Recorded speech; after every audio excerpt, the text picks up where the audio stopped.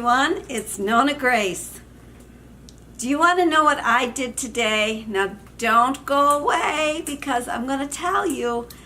I took down, yes I did, I took down my Christmas tree today. And today is February 24th. Yes, I had my tree up all the way to today. And the reason I had my tree up is my children, every time they came, I forgot to give them Bafanna's gift. What? My grandchildren. Oh, grandchildren. Yeah, I'm sorry. He was doing little. Yes, little children.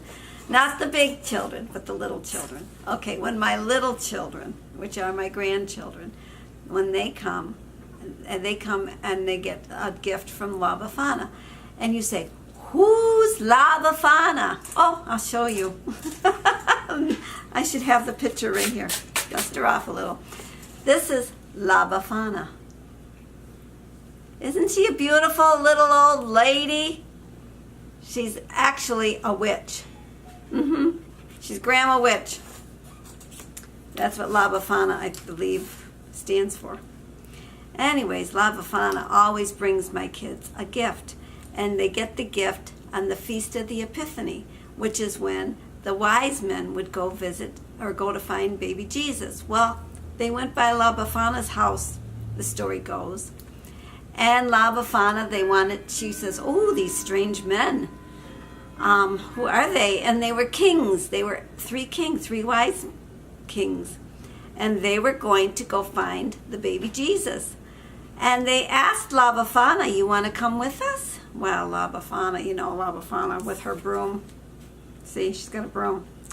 She needs to clean all the time because her house would get so dusty from all the travelers that would come by. And she wanted to clean. And she said no, she couldn't come right now, so she would stay behind. And she cleaned. And then the more she thought about it, why would I want to go with some strange men? Nobody in their right mind goes with the strange men. So she did her cleaning instead. And after they left, she thought, maybe I should go find this baby Jesus too. So she got herself a little basket. As you can see, she has a little basket. She put some toys in there. You can go cough in the other room. He has to cough. It's so sad. He's going behind a steel door. Okay, well anyways, she would put her stuff in a little basket and her little toys, little trinkets, and then she traveled trying to find this baby. So every house she went to, if they had children, she would leave them a little gift. Well, because our kids live where it's cold and they can get chapped lips, she always brings them a little picture of herself with chapstick, and she hangs it on the Christmas tree.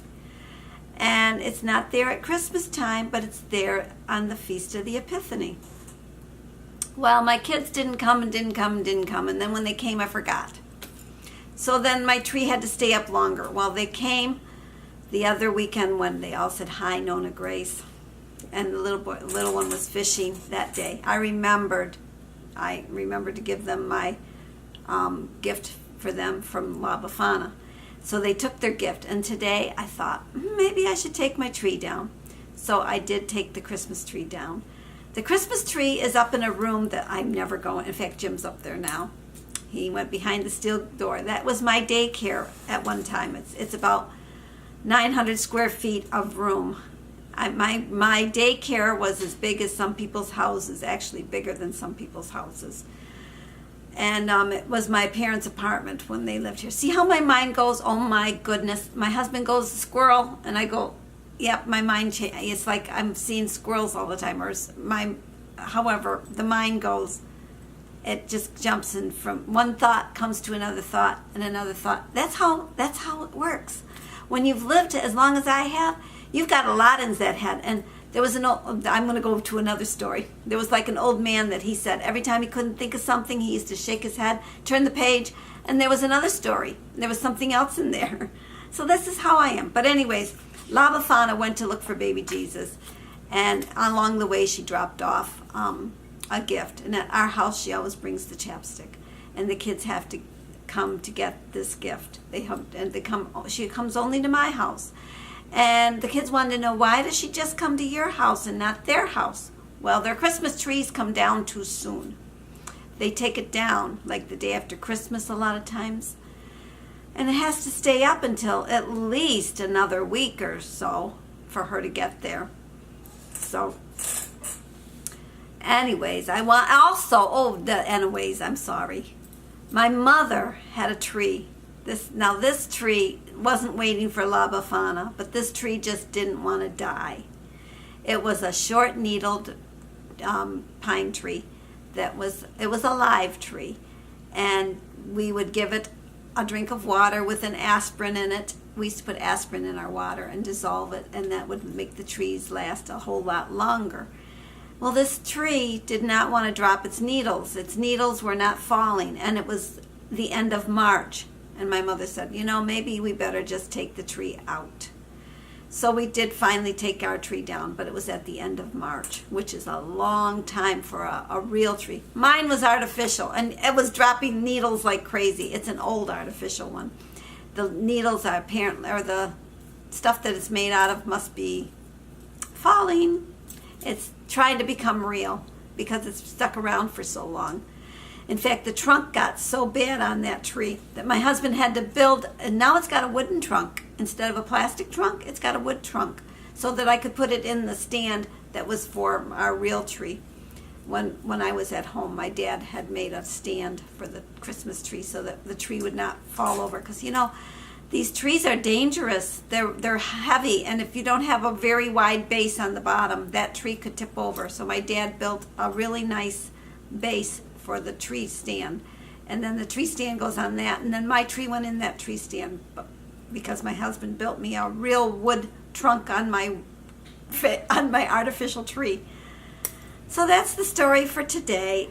La Bafanna, my Christmas tree, and my poor husband coughing. It's just so sad. Now he's going out a door. My doors squeak. My mother used to say, I have to go, now I'm going on to it because of the door squeak. My mother used to, when I had foster children, I have a lot of doors in my house, a lot of doors, and she'd say, too many doors, these kids can sneak away, because they used to send me the kids that would run, and they would come in the one door and go out another door, and they were gone. Well, my doors all squeak, and she thought maybe I should grease them. I said, no, then I won't know if anybody's leaving the house or coming in. And so I have squeaky doors too. I don't know if you have squeaky doors or not, but I have squeaky doors. So, which brings me to another squeaky door story. When we first got married, we lived in an apartment house. Well, in an apartment. It was a house that had, the landlady lived downstairs and we lived upstairs. Well, when you entered the house, you entered into the main porch. And every time you opened the porch door, the door would squeak, and the little old lady would notice that I was coming in and going. She was really nosy. She had nose trouble. Well, one day when she wasn't home, I got my can of Pam, and I went psst, psst, psst, psst, on the door hinges. When she came home, she goes, "What happened to my door?" And I said, "I fixed it. Isn't that great? It doesn't squeak anymore." Well, because I acted like it was such a good thing, she couldn't yell at me. She really was not happy that I made the door not squeak. So now I could come and go without her knowing I was coming and going. So that's the end of this video. Have a great day. Talk to you again tomorrow. Bye.